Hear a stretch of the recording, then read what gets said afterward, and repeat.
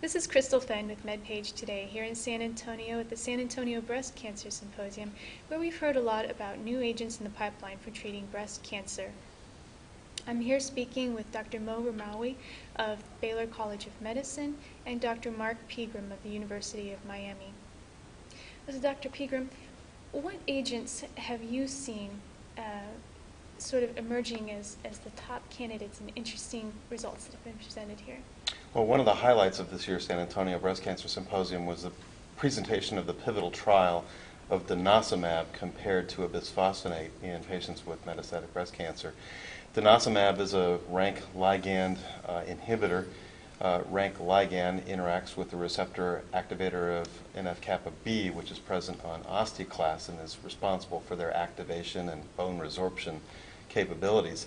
So by blocking that axis, you can block osteoclast activity, and that really prevents a lot of the damage that can occur in bone as a consequence of metastasis. The results look like it was superior to bisphosphonates, so this could really be revolutionary and a breakthrough for the management of bone metastasis in breast cancer, as well as other solid tumors, most likely.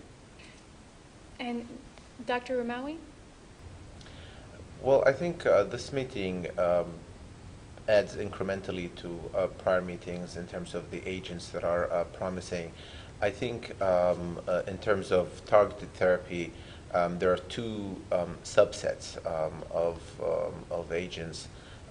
One is for the HER2 positive or HER2 overexpressing breast cancer, which is about 25% of breast cancer. And in that area, I think we have several agents.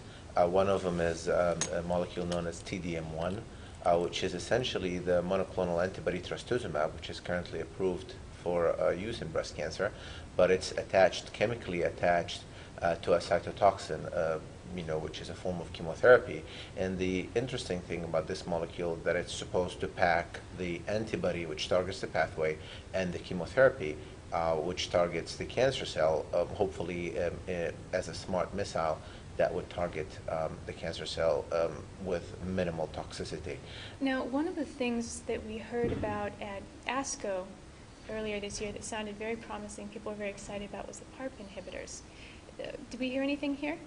As a matter of fact, at this meeting, Dr. Joyce O'Shaughnessy from the U.S. Oncology Research Network presented the final analysis of the randomized phase 2 trial of PARP inhibition in sporadic triple-negative metastatic breast cancers.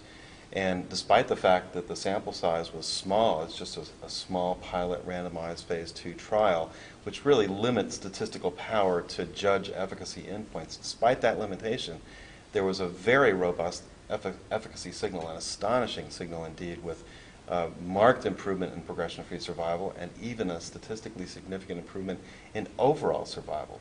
So based on these extraordinary results, there's already a randomized phase 3 trial underway, a multi-center effort.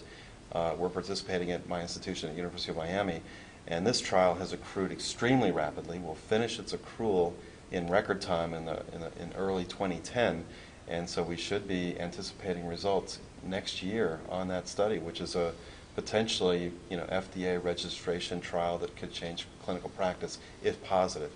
So these are really exciting times in breast cancer, and finally it looks like there may be something for patients that lack expression of ER, PR, and HER2, so-called triple negative, many of which are the basal breast cancers, which are so difficult and problematic, challenging to treat. Finally, it appears there might be a targeted therapy poised that could really help those patients. So Dr. Rimawi, what do you see the next few years holding?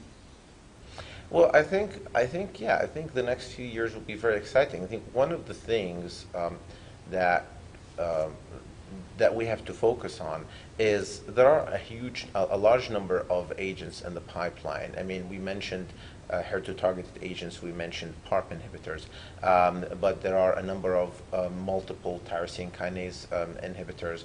There are PI3 kinase and AKT mTOR inhibitors, and all these agents are very promising. They're too numerous to count, but I think one of the most important things is to also tie those targeted agents to the subgroups of patients upon which they will work or they will benefit.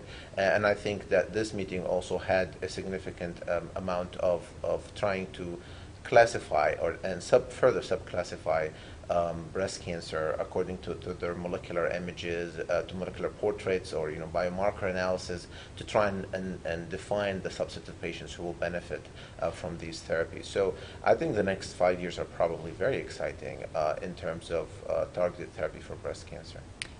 Thank you, doctors. Here in San Antonio at the San Antonio Breast Cancer Meeting, I'm Crystal Phend, MedPage Today.